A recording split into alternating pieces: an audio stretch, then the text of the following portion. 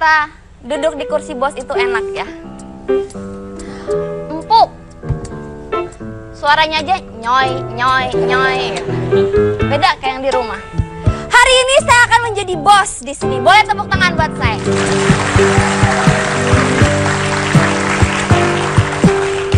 Hari ini saya yang memimpin dan berkuasa di sini. Kalian senang saya menjadi bos?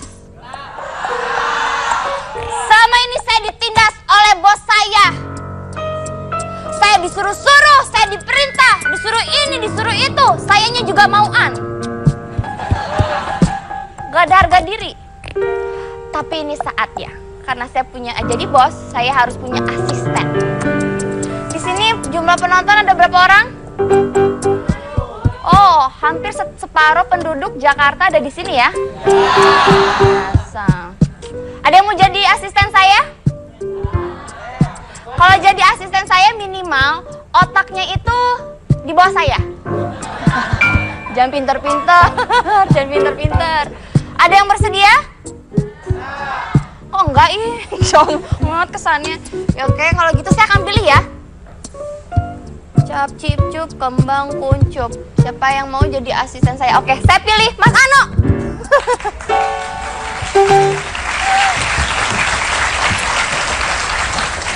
Bagus.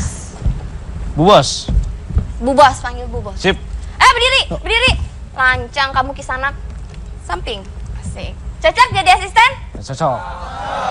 Cocok. Tapi kayaknya cocoknya jadi tukang kebun ya. Kang Roti. Oh, Kang Roti ya.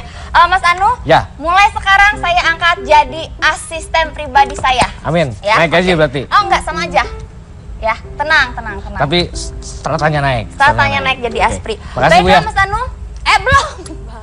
Bahas kayak bos-bos, kayak Pak Dedi. Kalau misalnya ini ada yang dibahas. Ada berita apa untuk hari ini? Ada. Aku nggak pantas jadi bos ya? Enggak pantas. Pantasnya emang jadi babu ya? Nalurinya nggak ada. Jangan gitu. Terlalu jujur, Bu. Oh iya, iya. Oke, Bu. Ya. Ada berita tentang wartawan. Silahkan dibacakan. Jadi ada seorang wartawan, ini di Syria. Masa? Belum, Okay. belum. Ini beritanya viral karena dia menolong orang. Kamu bawa pulpen dong, Mas Oh, iya. Anu.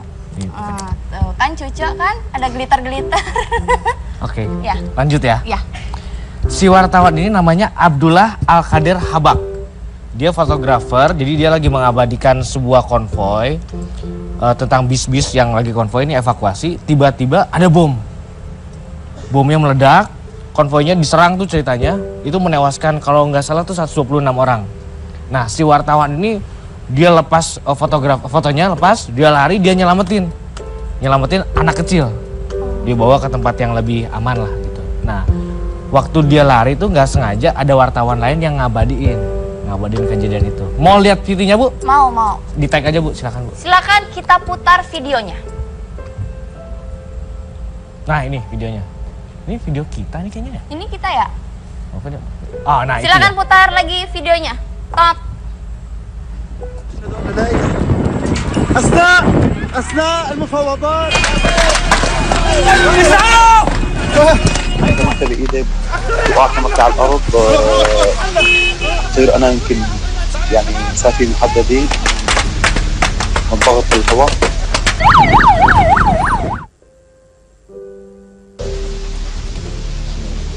عم ينزل طريق فبرقد لعنده بطلع عليه بكون عم يحرك إيده ففورا بتشوف وجهه بلاقيه عم يتنفس بشيله وبرقد على سيارة الإسعاف.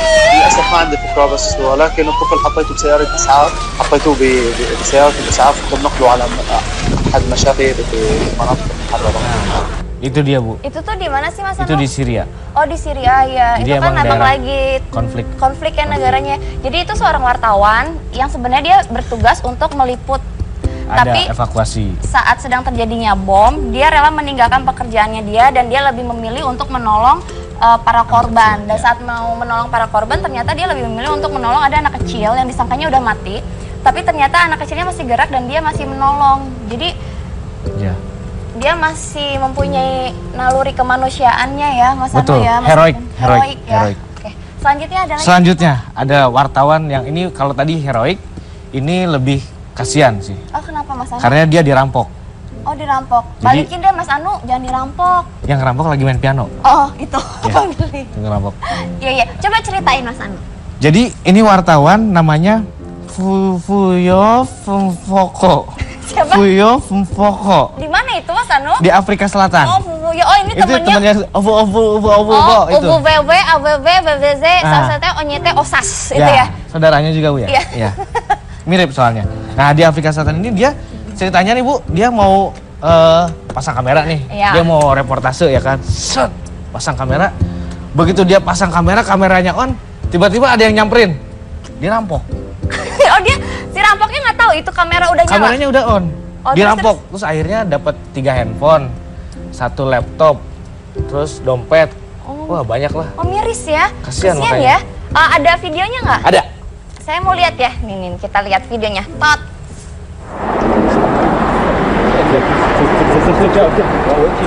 Okay, sorry. Give me.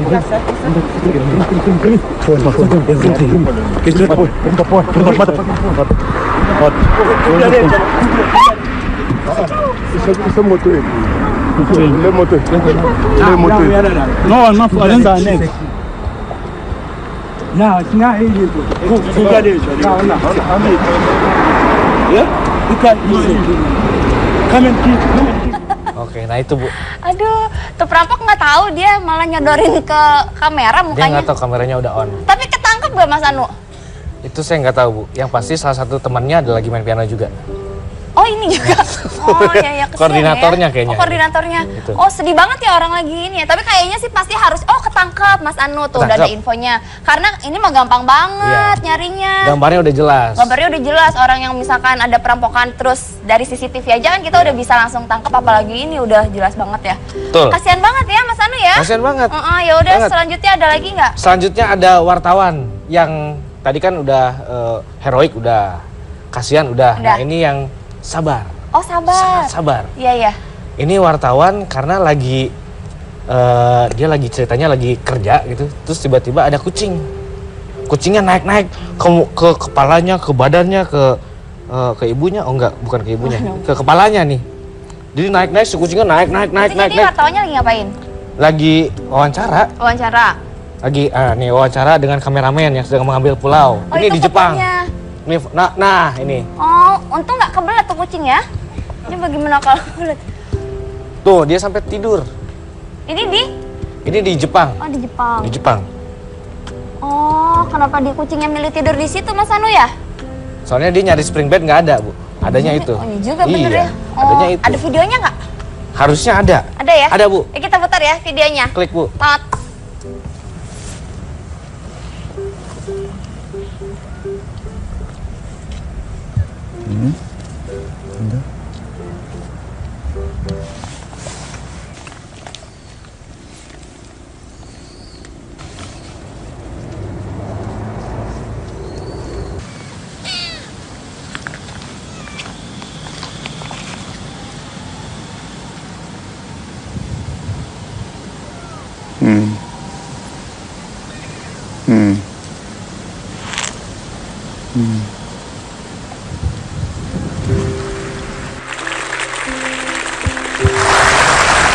Itu dia, Bu. Mungkin itu si kameramennya itu bau amis kali. Jadi diendus-endus sama kucing-kucing kan sukanya yang amis-amis gitu-gitu. Atau dia nyangka itu bapaknya mungkin, Bu. Ya kali ya? Iya. Aduh, saya jadi ingat kucing saya si Ling-Ling di rumah. Naik ke kepala juga, Bu. Enggak, saya naik kepala dia. Ngong-ngong-ngong, Sakit, gepeng Bu, ya? dong. Iya. Itu berita tentang wartawan-wartawan ya. Wartawan. Oh, mereka bekerja berdedikasi tinggi untuk pekerjaannya. Kenapa Meskipun ada wartawan? halang, badai, menerpa Cuaca iklim. ekstrim, kucing, perampok, tetap bekerja ya. Kenapa saya berita tentang wartawan, Kenapa Bu? sih? Karena tema kita hari ini itu tentang extraordinary moments. Extraordinary moment tuh luar biasa. Jadi wartawan-wartawan ini kan dari zaman dulu sampai sekarang kan banyak momen-momennya tuh. Ada yang ngambil perang lah, ada yang ngambil kemanusiaan dan lain-lain. Nah hari ini kita akan bahas itu semua. Siap, dan bentar lagi juga tanggal 3 Mei itu diperingati sebagai Hari Kebebasan Pers Sedunia. Dan hari ini kita akan mendatangkan Dewan Pers Indonesia. Ya Mas Anu ya? Yes, salah satu anggota Dewan Pers Indonesia. Oh, kita bakal seru nih. Betul, karena hari ini Indonesia Ya. intinya akan ada acara tentang pers di dunia yang akan diselenggarakan di Indonesia. Nah, lengkapnya gimana? Setelah yang satu ini ya. Setelah yang satu ini. Setelah yang satu ini, Bos Cika masih akan kembali bersama asisten pribadi yang baru saja saya angkat. Jadi jangan kemana-mana, tetap di Hitam Putih.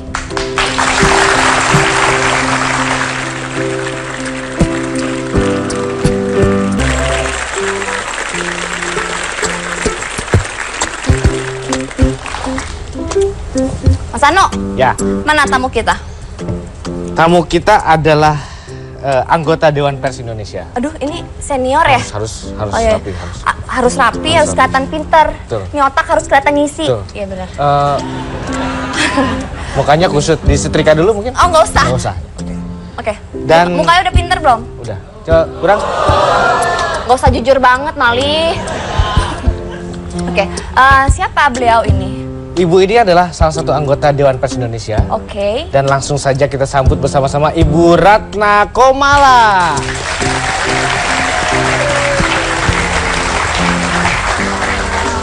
Halo Bu Ratna, saya Cika Jessica, saya bos di sini. Oke. Ya. Bu. Dan mereka semua karyawan saya. Halo. Lagi magang jadi Banyak ya mahasiswa. karyawannya? Oh, banyak yang mau ngundurin diri. Ini Mas Anu, silakan. Silakan Bu. Ibu Ratna ini adalah senior wartawan. Ya. Ya Bu ya. Lumayan. Tapi bukan wartawan gosip kan Bu? Pernah juga? Oh pernah. Enggak. Tapi Maksudnya zaman-zaman punya dulu. program gosip pernah punya. Oh gitu ya. Oh ya, saya mau tanya dulu nih Bu. Menurut Ibu dari angka 1 sampai 10, Indonesia itu telah mencapai kebebasan pers itu dinilai berapa? Kebetulan ada penelitiannya. Oh ada. Kalau ada penelitiannya itu angkanya sekitar 6-7. Tapi menurut saya di antara negara-negara ASEAN, Indonesia paling bagus kemerdekaan persnya. Oh gitu ya Bu ya. Paling bagus. Bu, mau tanya nih Bu. Kan Kok nggak ditanya sih kenapa dibilang paling bagus? nah iya itu mau nanya. Saya mau nanya gitu. Bu, saya mau nanya gitu. Kenapa bisa dibilang paling bagus? Oh gitu ya. Tadi Jadi gini, sejak 98 reformasi. ya.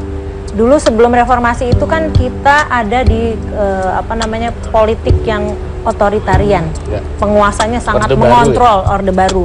Jadi dulu susah tuh kalau mau ngangkat topik-topik yang sensitif, kemudian ada yang menyinggung pemerintah, atau mengangkat kasus korupsi yang melibatkan pemerintah kan susah dulu. Iya ya. Nah sekarang enggak, sekarang sejak reformasi kita punya undang-undang pers nomor 40 tahun 1999 itu sangat demokratis.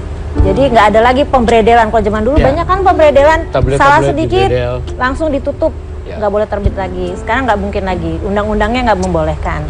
Kemudian undang-undang itu memungkinkan masyarakat pers itu mengatur dirinya sendiri. Jadi bukan pemerintah yang ngatur. Jadi kita membuat berbagai regulasi, peraturan untuk meliput, untuk mengatur bagaimana kehidupan pers ya, termasuk kode etiknya dan sebagainya. Jadi Dan kita mengatur sendiri. Wartawan jadi kayak oposisinya buat pemerintah, jadi pengawasnya jadi seperti gitu. Sebenarnya mungkin bukan oposisi tapi mengontrol, Oke. mengawasi juga. Jadi kalau kita sering dengar ya, jadi pers itu adalah pilar keempat demokrasi. Oke. Katanya. Ya. Kan ada Betul. eksekutif, yudikatif, legislatif. Nah yang keempat nih pers, gitu, mengontrol kebijakan pemerintah. Kalau nggak adil sama rakyatnya, ya Nah Bu, nanya dikit Bu. Berkenaan dengan World Press Freedom Day. Ya, Yang World Press Freedom Day. katanya setelah 15 tahun ini kemudian Indonesia jadi tuan rumahnya. Betul. Kenapa Indonesia? Nah tadi jadi selama ini terakhir itu tahun lalu di Finlandia. Finlandia. Oke. Finlandia dinilai adalah kemerdekaan persnya terbaik di dunia. Jadi nomor 1 rankingnya, dan itu selama 7 tahun berturut-turut. Nah saat ini Indonesia kita akan menjadi host itu tanggal 1 sampai 4 Mei ya. Itu menjadi host World Press Freedom Day, artinya kita oleh UNESCO itu dipercaya dan dinilai bahwa kemerdekaan pers kita baik. Gitu, terutama di Asia ya. Tapi tentunya kalau dibandingkan negara-negara Skandinavia kayak Ya. Finlandia, ya kita masih di bawah lah ya. Jadi kalau mereka itu punya undang-undang kemerdekaan pers udah usianya 250 tahun, kita baru tahun 99 ya, 98 reformasinya 99, jadi udah 18 tahun lah ya, lumayan lah. Nah, Bu, potong dikit Ibu ya. Ya, Mas Anu, Iya. Mas Anu mulu yang nanya, kesannya aku bego di sini. Mumpung. Ntar gantian ya. Oke. Yaudah, Mas Anu Sip, dulu. kayak Nanti saya gantian. juga akan bertanya ya. Ya. Kebebasan pers kemudian Bu ya, setelah 99 kesini kan beriringan dengan kemajuan teknologi, Ya. akhirnya muncul juga berita online, portal-portal yang kemudian secara redaksionalnya seperti tidak kurang apik dan kurang etikanya gimana. Nah itu dari Dewan Pers sendiri ngelihat yang kayak gini gimana sih Bu? oke. Jadi sebetulnya memang kehadiran teknologi digital ya. Jadi kita mengenal ada sosial media. Jadi media mainstream ini berjalan bersama-sama sosial media. Media mainstream kan yang memang televisi, radio yang menghasilkan program berita, pers ya. Nah sayangnya memang karakteristik sosial media itu kan bisa memungkinkan masyarakat ikut interaksi langsung. Ya. Kondisi seperti itu kan kadang-kadang nggak bisa dikontrol. Betul. Terus mereka merasa karena nggak ada yang ngawasin gitu kan, sesukanya aja, sebebas-bebasnya. Padahal ini kan sosial media bisa diakses dan dilihat oleh seluruh dunia gitu kan. Jadi mungkin yang kurang dipelajari ya, kita harus melakukan digital literasi, media literasi, belajar etikanya gitu. Nah kalau persnya sendiri kan sebetulnya ada etika jurnalistik, ada kaidah jurnalistik. Jadi yang namanya perusahaan pers itu harus ada struktur redaksi. Jadi ada pemimpin redaksinya, ada manajer produksinya, sampai produser, sampai yang di lapangan. Nah, jenjang memproduksi berita itu memungkinkan ada kontrol, kan? Nah, kalau di sosial media kan enggak. Iya. Personal aja jadi. Personal, individual gitu kan, dan sesukanya. Kalau ada apa-apa siapa yang bertanggung jawab gitu kan. Nah kalau di redaksi kan ada yang bertanggung jawab. Kalau ada yang tidak sesuai dengan kode etik, panggil penanggung jawabnya. Karena namanya juga ada penanggung jawab gitu kan. Gitu. Jadi kalaupun ada apa-apa nanti ada yang orang yang bertanggung jawabnya gitu ya Bu ya. Jadi, Nah waktu itu kan Ibu sempat pada zamannya pers itu diatur. Ya. Itu pengalamannya gimana? Sempat terjadi Halo, apa kabar? Maaf, Anda siapa? Ya, tukang Anda roti. ngapain? Saya mah penonton. Sama ini yang Anda sama. ngapain? Kru. Anda kru? Ini bintang tamu saya. Bintang tamu. Kamu kenapa duduk di sana? Enggak, tadi kan katanya penonton ada yang mau nanya saya, terus saya duduk situ gitu. Saya Ya mau- gitu. Saya mau protes sama Gubernur Jakarta yang sekarang dan yang nanti. Kenapa Pak? Karena saya dari Bintaro nyampe sini 3 jam. Saya sampai bayar peramal. Ngapain bayar Setiap peramal? pertanyaan 100.000 tadi saya bayar. Waduh. Saya tanya Jakarta kapan korupsi hilang? Dia bilang 10 tahun, saya bayar 100.000. Saya tanya kapan Jakarta bebas kemiskinan? Dia jawab 15 tahun lagi, saya bayar 100.000. Kapan Jakarta bebas macet? Uang gua dibalikin, dia pergi.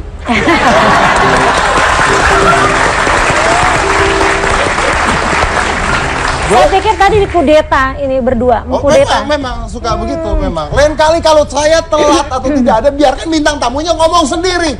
Ya nggak ada yang nanya dong, tak. Nggak ada yang nanya. Sudah benar. Ibu apa kabar Bu? Baik. Saya lanjutin ya Bu ya. Siap. Ya. Ini Anda agak berisi nih ini. Bukan agak lagi. yang Tapi berisi. dia pinter loh tadi pinter ya? nanyanya, iya. Oh ya sudah. Jangan Pak. Mas saya ikut. Jangan. Oke. Tadi sampai di mana pertanyaannya Bu? Sampai di mana tadi kita Tadi ya? tadi saya tanya Pak, kan Ibu sempat berada di zaman bahwa pers itu diatur. Oh Iya. di Nah, zaman saya pengen udah lama ini ya, udah Orde lama. baru, Orde baru berarti Iya, ya. Orde baru. Di mana semua media itu harus lewat pemerintah pasti kan. Iya. Kalau enggak Anda diciduk biasanya. Benar nggak itu? Betul. Pernah diciduk? Nggak pernah. Tapi pernah lihat temen yang diciduk? Bukan diciduk, Di bredel. grounded. Oh di grounded. Grounded. Itu benar itu. Benar. Berarti Benar kalau banget. mau nulis apa-apa bahaya dong. Jadi dulu itu kita nggak boleh menyinggung pemerintah. Kita tidak boleh menayangkan kondisi yang nggak baik, ya, walaupun itu real gitu kan. Jadi kalau ada yang kayak gitu biasanya langsung medianya ditelepon. Tapi saya ini cerita sebenarnya, Ibu mungkin pernah dengar sejarah koran namanya Simpo. Simpo, zaman dulu sekali. Saya belum lahir jangan. Ayah memang pasti belum lahir. Karena tuh zaman ayah saya masih muda soalnya. Oke. Jadi ayah saya waktu masih muda itu ayah saya sempat jadi wartawan dan sempat di penjara. Oke. Nah dulu ada tuh yang kayak gitu tuh, Nah, banyak. dulu ada yang kayak ya. begitu ya kan. Jadi itu ternyata benar ya. Betul. Nah, kalau lagi kayak begitu, itu kan berarti kan berantem sama batin kan. Yang satu kita mau nulis jelek-jelekin orang gitu ya. Tapi satu kita takut nih jelek-jelekin orang gitu kan. Padahal jelek-jelekin orang paling enak tuh. Jadi gini, zaman dulu itu enaknya kalau reporter itu kan ada di atasnya ada produser. Nah, Oh, iya, reporter iya. sih bebas-bebas aja Oh, nulis. dia yang kena. Dia yang kena. Jadi dia yang ngedit gitu kan. Tentu saja pakai kode etik jurnalistik. Kita nggak boleh bilang memasukkan opini, harus fakta gitu kan. Tapi kita juga menjaga misalnya bahasanya. Kita Berarti juga kalau Anda salah bicara, salah ngetik, salah ngomong, produser yang kena. iya. Ininya logikanya seperti itu. Berarti Karena kita boleh nih ngasih ngomong gitu. Mbak Sekar yang kena. Produser kita. Iya. Oh iya ya. Iya bener. Oh, tapi iya. dijewer juga kan. Oh kena juga kita. Oh kena, Bapak kan sering kasus di sini bintang tamu. Kalau kan. Bapak kan hadir. Iya, dia kena. Saya mah gak kasus bintang Oh, tamu. trans 7-nya kena. Ya saya mah kasus sama pengacara yang dia sewa. Oh, iya. Iya. Nah, Kayak bagaimana dengan karena kebebasan media ini sekarang sebenarnya dua mata pisau, ya kan? Oke. Dua belah mata pisau. Jadi positif dan negatif menurut Ya. saya. Positifnya adalah Anda bebas mewartakan berita yang selama ini tertutup. Tapi negatifnya akhirnya banyak berita-berita hoak. Kemarin saya baca berita hoak, ya. Contohnya Ahok meninggal dunia. Saya baca, ternyata Ahok tukang bakmi. Tapi headline-nya begitu ya kan? iya, iya. Banyak banget itu waktu itu ada siapa? Dede Yusuf Oh, iya. tabrakan motor. Iya. Ternyata Dede Yusuf tinggal di Yang mana? mana, gitu. Nah, itu gimana tuh? Kan jadi hoax semua akhirnya. Ya kalau Dede Yusuf terus penjelasannya adalah tukang baksonya ya nggak salah juga. Tapi Itu kan bukan artinya kita dialihkan ke arah yang tidak benar. Makanya kita kalau baca berita itu jangan cuma judulnya, harus dilihat isinya. Karena biasanya judul itu suka nipu. Apalagi yang tadi tuh, Benar. yang media yang tujuannya pengen cuma bikin sensasi, terus menarik keuntungan dari bombastis seperti itu Betul, kan. karena kan masuk beritanya Betul, masuk kan. setiap yang diklik itu kan ada uang, Betul, ada nilainya. ada gitu. nilainya. Jadi begitu orang baca judulnya bombastis, kadang-kadang ya dibikin padahal bohong gitu kan, isinya nggak ada apa-apa. Betul. Gitu. Ya itu Betul, termasuk betul. termasuk Termasuk itu hoax ya. Iya. Berita penculikan orang gila. Penculikan. Penculikan anak yang dilakukan oleh orang gila. Kalau penculikan orang gila, Penculikan anak dilakukan oleh orang gila. kalau penculikan orang gila berarti orang gila Penculikan orang gila diculik. Ini mah orang gila yang nyulik. Oh iya ya, anak diculik orang gila. Nah, terus akhirnya banyak orang gila digebukin. Lu bayangin, udah gila digebukin. Ya kan? Tapi mungkin dia nggak ngerasa apa-apa kali ya. Nah itu kan ada tuh berita gitu. Akhirnya banyak orang gila yang dipukulin, digebukin, padahal dia bukan pelakunya gitu. Nah itu bagaimana tuh hal-hal seperti Karena Ya, berita hoax. betul. Jadi jelas ya hoax itu sangat meresahkan.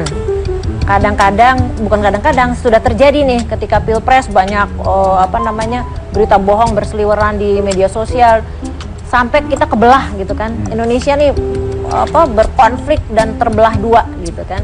Setiap kali ada katakanlah dinamika politik, ada pilkada atau pilpres, banyak kan tuh yang di sosial media yang bikin berita seolah-olah si A begini, black campaign lah, kampanye hitam ya. Nah itu tentu saja menjadi energi negatif ya buat bangsa ini ya. Nah kita nih, apalagi teman-teman mahasiswa harusnya cermat. ya, Nah, pokoknya itu. kalau ada berita yang kata-katanya menghakimi, mengadu domba, Harus cermat. memfitnah, itu jangan terpercaya. terbawa Betul. arus itu. Kita cek dulu sumbernya bener nggak. Jadi kalau di wartawan itu dicek 5W1H. 5W1H. What, where, when, why, how. Nah, itu lengkap nggak? Kalau misalnya enggak, dia pasti ngarang-ngarang atau. Benar. Jadi cuman Saya bikin-bikin. tadi kena, saya kan bikin Instagram komedi kan, ada tulisannya, oh penyanyi berinisial ATT, padahal komedi kan nggak ada urusannya ya. Otaknya mahal, kenapa? Karena nggak pernah dipakai, saya bilang gitu kan. Oh terus media ada yang nyari saya, siapa itu? Ayu Ting Ting kah? Ya baper. Emang ATT cuman dia? Hamdan ATT ada. DC, Denny Cagur. Emang ada otaknya. Itu hoax bukan tuh? Apa? Yang tadi Hoax. hoax ya? Iya, kan saya mengakui hoax. Kan komedi kan begitu kan. Nah, oke. Tapi banyak nah ini juga banyak situs berita tidak jelas. Contohnya tadi juga saya dicari web media. Saya dari www.petamburan.com. Mau konfirmasi tentang ini. Apaan? Kenal dia medianya kagak ya kan? Nah, Dewan Pers punya website, di dalamnya ada list media-media yang sudah terverifikasi, sudah terregistrasi di Dewan Pers. Tapi kan masyarakat tidak tahu. Masyarakat kadang-kadang lihatnya kan, oh ini ada berita nih, apa gitu kan. Iya, makanya kalau ragu, kalau melihat ada berita, dan kita ingetin aja, biasanya media yang abal-abal tadi tuh, ya gampang diingat sih, gampang diingat. Jadi kalau misalnya, oh ini mah udah biasa nih memproduksi hoax nih gitu. Jadi kita ketahuan bahwa itu aware, nggak usah dibaca deh kalau udah satu medianya ketahuan itu. Yang kedua bahasanya tadi menghakimi, menjelek-jelekan, mengadu domba. Udah itu jangan di ini. Itu jadi tapi intinya adalah masyarakat pun harus cermat, membedakan mana yang benar, mana yang tidak, ya kan? Karena masyarakat Indonesia nih gampang dihasut. Jadi kalau udah misalnya jagoannya diusik, langsung. Padahal tuh belum tentu. Alay-alaynya marah. Kan gitu iya, biasanya. tuh. Makanya harus Alay apa ini. Bala Jair. Apaan itu? Saya mah nggak tahu. Yang penting bawa amis aja. Terus gimana? Jadi kita harus harus cerdas lah gitu, harus cerdas. Ngapain kita terbawa atau terprovokasi sama yang gitu-gitu kan? Betul. Itu kan ya yang rugi kita juga sebagai bangsa, kita dipenuhi dengan kecurigaan, terpecah belah gitu. Ngapain gitu kan? Betul. Sementara ada mungkin pihak-pihak yang menginginkan itu kan? Ya, itu musuh-musuhnya bisa dikendalikan malah ya, bisa dikendalikan untuk kepentingan pribadi seseorang. Oke, baik. Kita akan lanjut lagi selain satu ini, jangan mana-mana, tetap di Hitam Putih.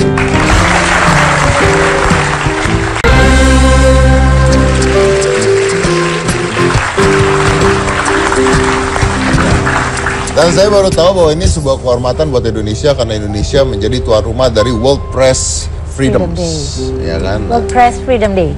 Freedom Day. Hari World Press Freedom Day. Dunia. Ya, lalu ini berarti untuk memperingatkan kebebasan bermedia.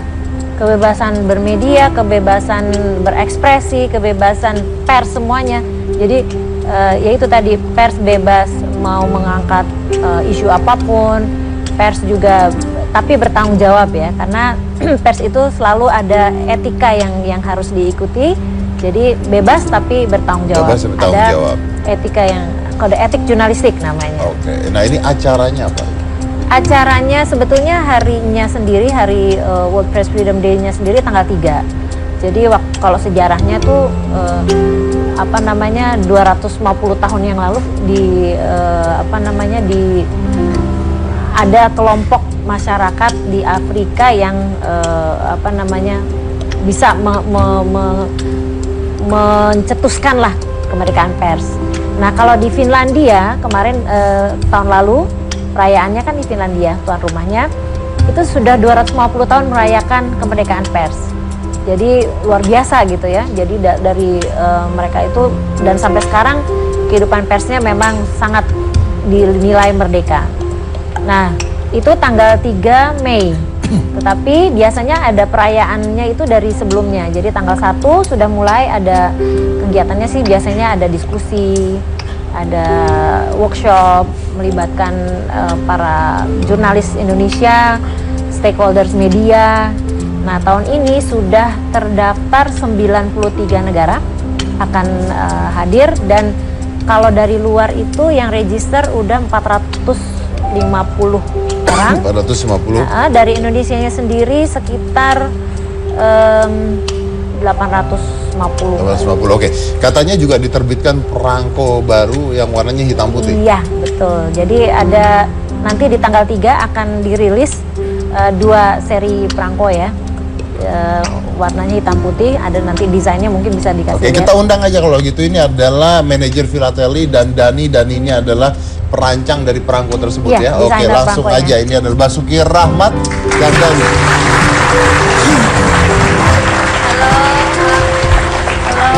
Halo. Silakan, silakan. Pak, silakan sini Pak. Iya. Oh, di tengah. Jadi masa saya sendiri? Ya udah, nggak apa-apa. Udah. Oke. Ya, Gak oke. gigit kok Pak bos saya Pak. Kita lihat dulu aja, ini adalah perangkonya ya. Ini Dani berarti. Iya. Dani adalah yang menggambar, yang merancang. Iya. Yang menggambar, yang merancang. Boleh oke, di zoom saya miringin biar kelihatan gambarnya. Nah, oke. Oke, ini apa aja nih? Baik, jadi ini ada 2 seri Mas Dedi. Yang pertama ini 3 wartawan asing yang sedang melakukan pemberitaan di depan gedung Linggarjati. Waktu itu ada perundingan Linggarjati yang terkenal itu. Berikutnya yang kedua ini adalah figur-figur wartawan-wartawan dari belahan dunia.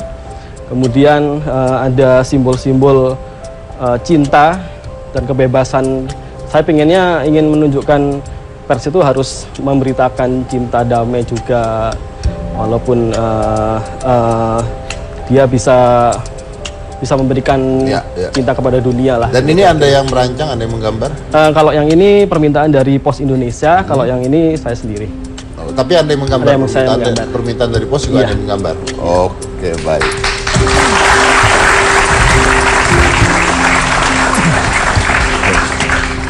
Jadi Anda membuat itu berdasarkan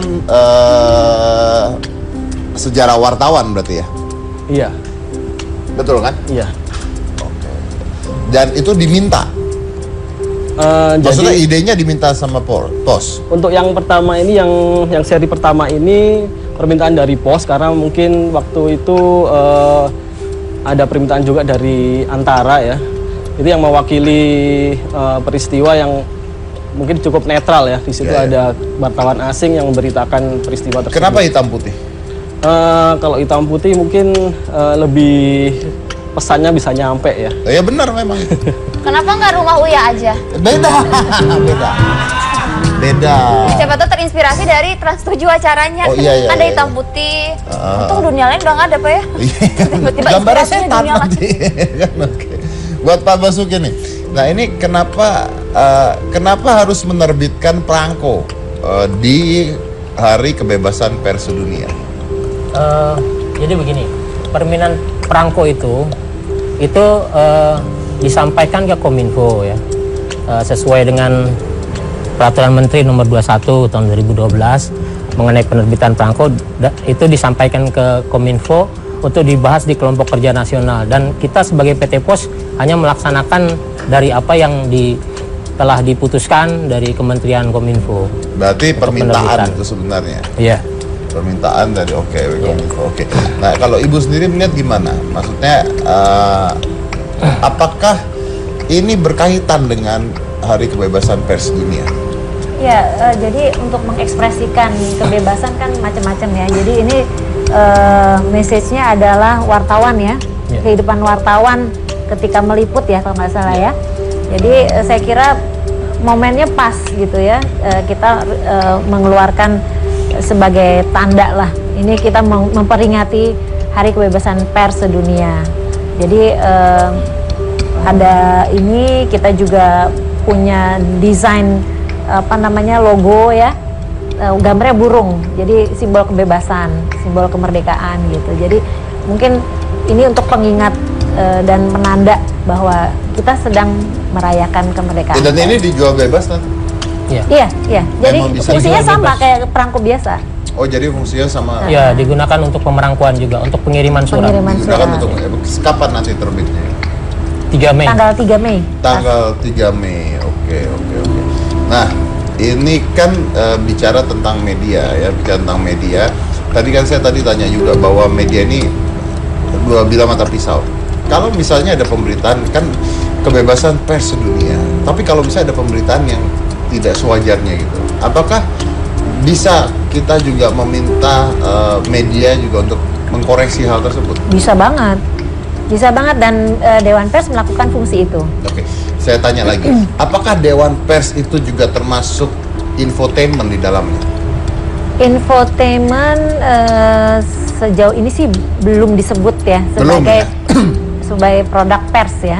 Tetapi gini, bisa saja kalau infotainment itu mengikuti kaidah jurnalistik, hanya peliputannya tentang artis gitu. Tapi kalau dia menjalankan kaidah jurnalistik, dia mengikuti kode etik, menurut saya dia bisa dibilang. Jadi apa yang termasuk pers itu apa? Kalau infotainment tidak termasuk pers? Mungkin gini, teman-teman infotainment masih belum sempurna lah menerapkan kode etik jurnalistik gitu. Ya, karena mereka diminta untuk menjalankan peliputan untuk sharing dan rating. Ya. Ya, jadi makin banyak gosip-gosip alay, Saya makin ngomong. bagus ditonton. Bukan Anda yang ngomong, itu saya yang ngomong. Iya, betul. Termasuk pernah ini jadi objeknya kan? Oh iya. Cuman saya mah nggak peduli gitu ya. Mereka tayangin aja, gua mah nggak bisa diwawancara. Gua kalau diwawancara sama media ya, pers datang ya, saya ngerokok nggak ngerokok, saya nyalain rokok di mulut saya. Blur tuh muka gua semuanya. Nggak usah diedit lagi Nggak ya? usah diedit, Di-blur pakai blur asap. mukanya semuanya. Terus wartawannya, ya rokoknya mas, rokoknya gitu. Itu nggak bisa ngedit gitu. Kan jadi kata yang pinter ya gini-gini ya. Iya. Mensiasati wartawan. Kamu kok kenapa kalau kamu muncul udah blur, nggak pakai apa-apa? Oh saya emang penjual bakso borak pak. Oke. Dan ini katanya ini Perangko Yani Garjati ini berarti sesuai dengan event sebenarnya kan? Iya. Sesuai dengan event yang benar-benar terjadi kan? Kita ada fotonya, sejarah fotonya Ada. kan? Ada? Punya pak, ini ya. Coba Nih, kita lihat. fotonya. Oh, itu wajah saya itu? Belum pak. Oh, belum. Nah, ini dia. Nah, oke. Ini tuh lagi bikin Ya, ngirim Berita. ngirim berita. ini numpuk-numpuk gini. Iya. Lagi ngetik ya? Lagi ngetik zaman Lagi dulu ngetik kan? pakai mesin tik Ya, gitu mesin kan. tik manual. Ih, jadul banget zaman dulu ya pak. Oh. Ini tahun berapa? Tahun berapa? 1946. 1946. Ih, mamaku masih gadis ya. Tahu dari mana ya? Iya juga sih. Oke, baik. Saya akan lanjut lagi ya tentang ini semua, tapi setelah yang satu ini. Jadi jangan mana-mana, tetap di Kita Muda.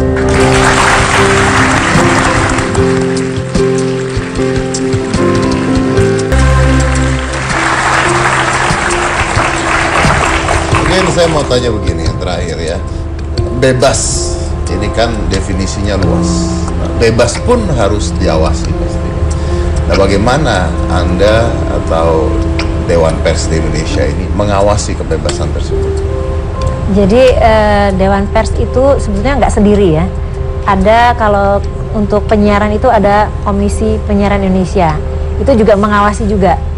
Jadi kalau ada media yang jelas-jelas melanggar kode etik, ya, melanggar kode etik itu misalnya mempertontonkan kekerasan, cabul, kemudian pokoknya yang sadis-sadis gitu ya, itu atau enggak anak-anak di korban kekerasan diwawancara, atau enggak orang yang udah kecelakaan diwawancara gitu, itu kan sangat tidak manusiawi, tidak etis. Orang udah menderita, dipaksa juga harus menjawab gitu ya. Nah kalau udah jelas-jelas seperti itu, kita akan tegur, kita akan ingatkan bahwa nggak boleh gitu lagi. Ini melanggar kode etik. Melanggar kode etik. Betul. Kalau misalnya luput dari perhatian kita, ya masyarakat sebaiknya melaporkan. Karena ini merupakan exercise ya buat pers supaya aware terus akan tanggung jawabnya. Bebas tapi bertanggung jawab. Bebas tapi bertanggung jawab. Baik, terima kasih. Jadi intinya adalah media sekarang lebih bebas dalam mewartakan kebenaran ya, harusnya Betul. kebenaran. Jadi kalau Bebas dari intervensi, nah penguasa, intervensi pemilik, intervensi masyarakat, intervensi dari manapun. dan bebas. Bebas. Tapi tetap bertanggung jawab. Tapi tetap. Dan tetap lagi balik lagi ke masyarakat kita yang harus pintar membedakan mana berita yang baik untuk dibaca, mana yang tidak, mana yang benar-benar media, mana yang abal-abal begitu. Betul. Karena itu harus benar-benar kita yang menilai, kita yang meneliti itu semua. Terima kasih buat kehadirannya di Hitam Putih. Mudah-mudahan pers ke depannya semakin maju lagi ya, dan mewartakan berita-berita yang baik dan benar yang pasti juga menginspirasi. Dan tadi menarik sekali karena di sini bebas tapi bebas yang bertanggung jawab.